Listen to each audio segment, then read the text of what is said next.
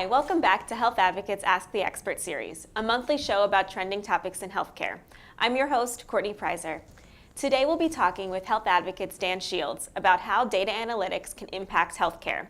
Dan has over 15 years of experience in the employee benefits field and specializes in helping organizations utilize data analytics to improve the health of their workforce. Welcome, Dan. Thanks for having me. To get started, what are some of the key ways data is used to improve healthcare?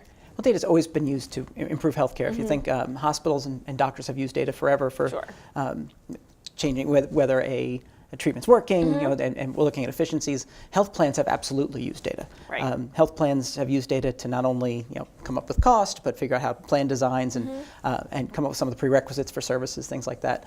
Employers have been using data for a while to focus in on where their costs are coming from a plan design standpoint. Really, can we figure out how to best put a plan design out there that's going to be fair to employees, but then also help to manage cost. However, employers are really now just starting to look at data from a standpoint of how can I identify some of those costs and use that in how I interact with my employees to help affect that cost. Okay, so the next generation. That's the goal anyway. Right. So what types of data are most commonly looked at? Well, there's just so much data out there, and it really depends on from that employer what they have access to, and different plans obviously have different access to different levels of data. But you start with just basic demographic data. It's so age, gender of your particular population. I mean, that in and of itself can tell you so much. But then you kind of expand out from there, and you say if you can add experience data, so claims data around medical claims and what has been done for that member, what procedures and tests have they had. You add that pharmacy data, so drugs and drug interactions that they've had. Even beyond that, you look at things like biometrics, from a worksite event or from things that people have been having, to add even more data into that library of data that people have. And then if you apply some analytics to it, you also can look at all that together and say, well, now we can apply some risk scores to that and apply some predictive modeling to say not only what are costs happening now, but what are some that might be happening in the future. So layer them all together to get a really good big picture. And the more you have, the more you can do with it. Absolutely. Yeah. So how can data analytics be used to shape both health and benefits programs? Well, again, I think they've been using data for a while to kind of look at the benefits program as far as plan design. But now, if you look at those different levels of data, you can really affect how you can reach out and affect the costs beyond just plan design. Okay. Employers are looking at their costs right now and realizing, I know a lot of our clients that we interact with, we're finding that 50, 60, 70% of their cost is being driven by those members that have a chronic condition. Wow. Which, again, I don't think anyone's surprised by, but they're really starting to look into that data. And they're saying, if we can use that data to start to interact with these people and try to affect whether people are doing what they should be doing around these costs. If you think of going through those different levels, as we just talked about, age and gender are really what drives a lot of the preventive screenings that people should be getting. So your mammogram, your colonoscopies, PAPs, things like that. So even if that's the only information you have, to do some outreach and some education around that age and gender of your population, you can do some communication there. You add in the claims data, and now not only can I see what people should have done, but did they do it? Did they get those tests? Did they get those procedures?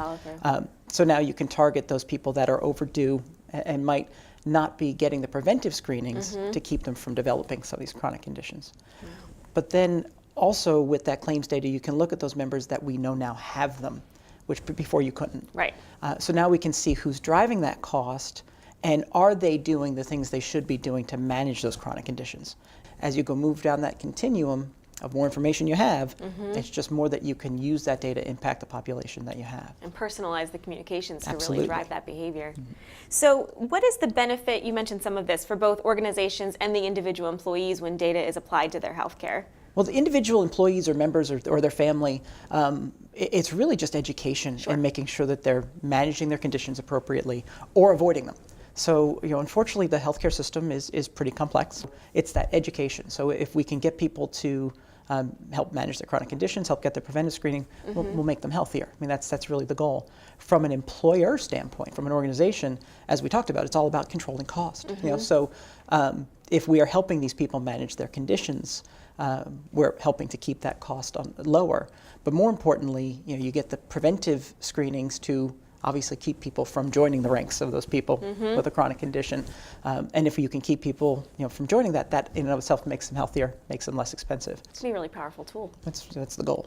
So how is Health Advocates' approach to data analytics unique in the industry? Well, I think like everything we do, we focus very heavily on the member, and we focus very much on integration. So the whole reason why Health Advocate got into the world of claims data and data analytics really was initially to make our advocates smarter when dealing with a member. Makes sense. So a member calls in about a billing question or clarifying of benefits or anything of the many things they can call us for, we take advantage of the fact that we have them to pick the right spot and kind of provide them that little nudge and say, hey, I noticed that you are missing X test or X procedure. So we're kind of taking advantage of the fact that we have someone already kind of engaged to drive the behavior we're looking for, which has proved to be a better model than some of the reach out and get people at home, and because that just has proven to be less effective as time has gone on. Smarter. So that's the goal, is to make a smarter advocate. And we just try to cast as wide a net as we possibly can to say, Health Advocates is a place that you interact with if you have any question having to do with your health and well-being for you or your family. So there's so many more things that people can call us about. And if we can use that data to interact with them and drive the behavior we need, we get a higher level of engagement. You add that to technologically some of the things that we're doing. Whether it be through enhancements to websites, the mobile tools that we're launching. So everyone has these phones in their hands. So if we can use some of the technologies to use notifications, text messages, even emails and different ways to reach out to people with this data in the back end, it's just a much more engaging environment. A lot going on behind the scenes. Well, this has been really helpful. Thank you so much for being here. No, thank you for having me. And thank you for tuning in. We hope you like what you just heard, and if so, you can subscribe to our channel and follow us on our social media pages. And tune in again next time for another edition of Health Advocates Ask the Experts.